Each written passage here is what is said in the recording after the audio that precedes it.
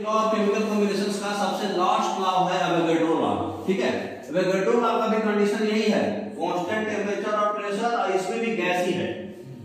तो इसमें भी गैस है। इसमें बोला गया है कि जितना भी गैस है उसका अगर हम इक्वल वॉल्यूम्स लेंगे तो उसमें मॉलिक्यूल्स और एटम्स भी इक्वली होगा। कहने का मतलब ऐसे समझिए, हाइड्रोजन है, क्लोरीन है, हाइड्रोजन क्लोरिक एसिड गैस बना। ठीक है, अभी हम लोग ये दूसरा को पढ़ा कि 1:1 में रेशियो बनाया, तो कितना भी पूछ ले लीजिए 1:1 का रेशियो मेंटेन रहेगा वॉल्यूम का। अगर इसी को समझने के लिए क्या बोला कि अगर वॉल्यूम को हम इक्वल रख रहे हैं, यहाँ 1 रखे हैं, यहाँ भी 1 रखे हैं, इसका मॉलिक्यूल्स भी इक्वल होगा। तो इसमें जैसे अगर n एटम्स है तो इसमें भी n एटम्स होगा, इसमें अगर एक एटम है तो इसमें भी एक एटम होगा, इसमें आधा एटम है तो इसमें भी आधा एटम होगा। अगर इसमें 2 वॉल्यूम बना रहा है तो इसमें 2 एन बनाएगा कंपाउंड। ठीक है, इसमें 2 कंपाउंड एटम्स बनेगा, इसका दुगुना है ना, इसका दुगुना हो रहा है, इसका आधा है, इसका दुगुना बनेगा कंपाउंड।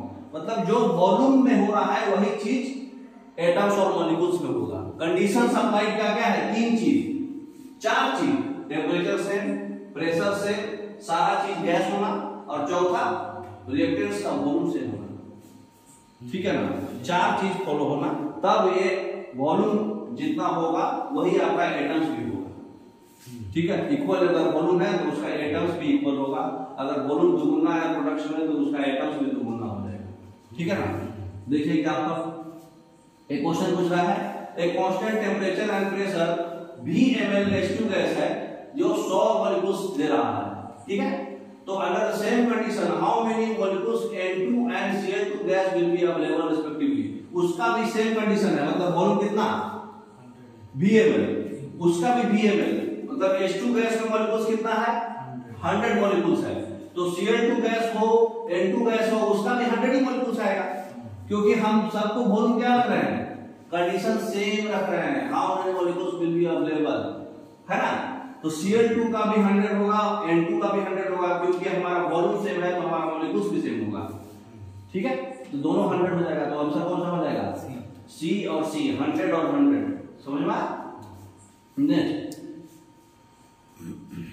तो स्टैंडर्ड टेंपरेचर प्रेशर कहीं कहीं वर्ड लिखा रहता है, तो ये चीज से आप समझ लीजिए कि स्टैंडर्ड टेंपरेचर प्रेशर कभी भी बोले STP शॉर्टकट में, तो ये ऑटोमेटिक समझ लेना है कि टेंपरेचर 0 डिग्री सेल्सियस होगा और प्रेशर 1 atm होगा, मतलब 1 atm एटमॉस्फेरिक प्रेशर जो कितने के बराबर होता है 10⁵ पास्कल के बराबर होता है, मतलब न्यूटन पर mm² चाहे पर मीटर स्क्वायर, है ना।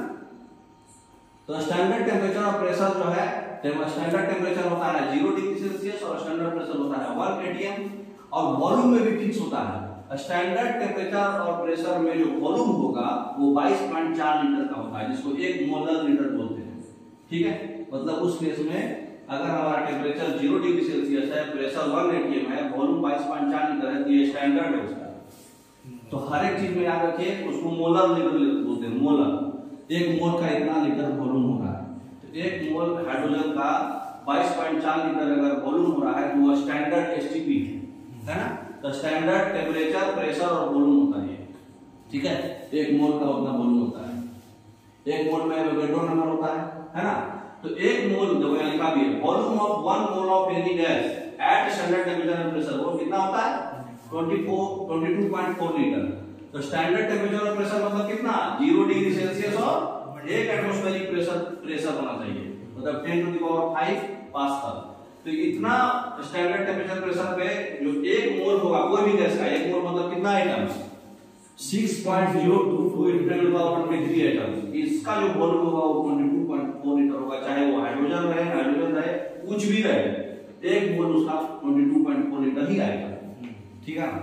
नेक्स्ट, तो बताइए 2 मोल का कितना होगा कोई भी गैस का स्टैंडर्ड टेंपरेचर कंडीशन पे, जब 1 मोल का 22.4 लीटर होता है तो 2 मोल का 44.8 लीटर हो जाएगा, है ना। नेक्स्ट, तो डाल्टन एटॉमिक थ्योरी हम लोग पढ़ेंगे। ठीक है, तो डाल्टन एटॉमिक थ्योरी हम लोग पढ़ चुके हैं, और अभी इतना आपको समझ में आ गया होगा। Okay, thank you.